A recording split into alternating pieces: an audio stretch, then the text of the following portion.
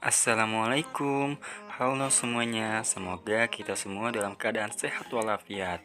Nah, pada kesempatan kali ini kita akan membahas mengenai otonomi daerah. Wah, menarik sekali bukan? Yuk mari kita simak. Apa sih otonomi daerah itu? Jadi, otonomi daerah adalah suatu kewenangan daerah otonom untuk mengatur dan mengurus kepentingan masyarakat setempat menurut prakarsa sendiri berdasarkan aspirasi masyarakat sesuai dengan peraturan perundang-undangan.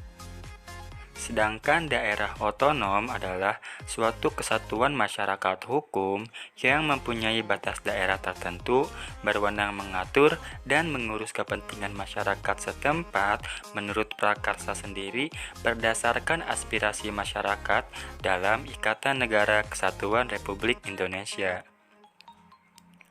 Lalu, apakah otonomi daerah memiliki nilai-nilai dasar? Jadi otonomi daerah itu memiliki nilai-nilai dasar. Nah, di dalam buku Desentralisasi dan Otonomi Daerah karya Syamsuddin Haris, otonomi daerah itu memiliki beberapa nilai dasar, yaitu yang pertama nilai kebebasan, lalu yang kedua nilai partisipasi, dan yang terakhir yaitu nilai efektivitas dan efisiensi. Nah, yang pertama yaitu nilai kebebasan, yaitu sebuah kebebasan kepada para masyarakat dan pemerintah daerah dalam mengambil tindakan dan kebijakan untuk memecahkan masalah secara bersama-sama. Lalu yang kedua yaitu nilai partisipasi. Artinya adalah masyarakat berperan secara aktif dalam proses perencanaan, pelaksanaan, dan pengawasan kebijakan publik di daerahnya masing-masing. Lalu yang terakhir yaitu nilai efektivitas dan efisiensi. Nah, melalui kebebasan dan partisipasi masyarakat, jalannya pemerintahan akan lebih tepat sasaran dan tidak menghamburkan anggaran atau tidak terjadi pemborosan, sehingga keefektivitasan dapat terjadi. Nah, lalu apa tujuan dari otonomi daerah tersebut? Jadi, tujuan utama dikeluarkannya kebijakan otonomi daerah antara lain adalah membebaskan pemerintah pusat dari beban-beban yang tidak perlu dalam menangani urusan daerah. Jadi, bagian urusan daerah diserahkan saja kepada daerahnya masing-masing untuk dapat mengolahnya sedemikian rupa.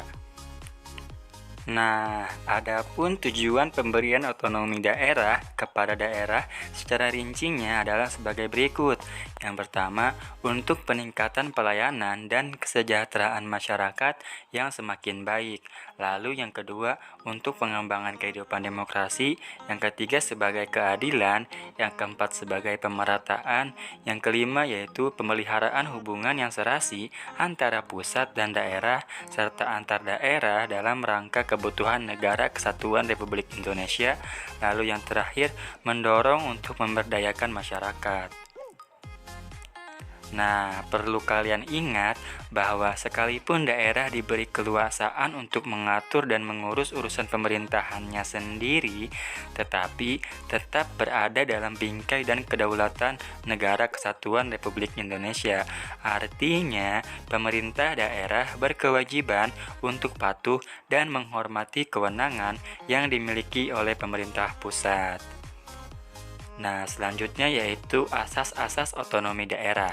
Terdapat dua asas yang digunakan dalam penyelenggaraan pemerintahan daerah, yaitu asas otonomi dan asas tugas pembantuan. Apa itu asas otonomi dan asas tugas pembantuan? Nah, yang pertama yaitu asas otonomi. Asas otonomi dalam ketentuan otonomi daerah memiliki makna bahwa pelaksanaan urusan pemerintahan oleh daerah dapat diselenggarakan secara langsung oleh pemerintahan daerah itu sendiri. Lalu yang kedua yaitu asas tugas pembantuan. Nah, asas tugas pembantuan yaitu pelaksanaan urusan pemerintahan dapat dilaksanakan melalui penugasan oleh pemerintah provinsi ke pemerintah kabupaten atau kota dan desa untuk melaksanakan tugas-tugas tertentu. Jadi, urusan pemerintahan dalam tugas pembantuan bukan merupakan inisiatif sendiri, tetapi merupakan penugasan dari pemerintah yang berada di atasnya. Selanjutnya yaitu prinsip penyelenggaraan pemerintahan daerah. Terdapat dua prinsip nih. Yang pertama, digunakannya asas desentralisasi, dekonsentrasi, dan tugas pembantuan. Yang kedua, penyelenggaraan asas desentralisasi secara utuh dan bulat dilaksanakan di daerah kabupaten dan daerah kota. Nah, timbul pertanyaan, emangnya desentralisasi itu apa sih? Jadi, desentralisasi adalah transfer atau perpindahan kewenangan tanggung jawab fungsi-fungsi publik. Perpindahan ini dilakukan dari pemerintah pusat ke pihak lain, baik kepada daerah bawahan, organisasi pemerintahan yang semi bebas, ataupun kepada sektor swasta. Selanjutnya adalah hak daerah dalam menjalankan otonomi daerah. Menurut Undang-Undang Nomor 32 Tahun 2004 Pasal 21, dalam menyelenggarakan otonomi, daerah memiliki hak-hak sebagai berikut. Yang pertama yaitu mengatur dan mengurus sendiri urusan pemerintahannya. Yang kedua, memilih pemimpin daerah. Yang ketiga, mengelola aparatur daerah. Yang keempat, mengelola kekayaan daerah. Yang kelima, memungut pajak daerah dan retribusi daerah. Yang keenam, mendapatkan bagi hasil dari pengelolaan sumber daya alam dan sumber daya lainnya yang berada di daerah. Yang ketujuh yaitu mendapatkan sumber-sumber pendapatan lain yang sah. Sedangkan yang terakhir yaitu mendapatkan hak lainnya yang diatur dalam peraturan perundang-undangan. Wah, sudah selesai pembahasan kita. Nah, menarik sekali bukan? Terima kasih kepada semuanya yang telah hadir dan memperhatikan. Nah, semangat belajar dan terus menuntut ilmu agar kita bisa menjadi generasi penerus yang membanggakan negeri ini. Wassalamualaikum.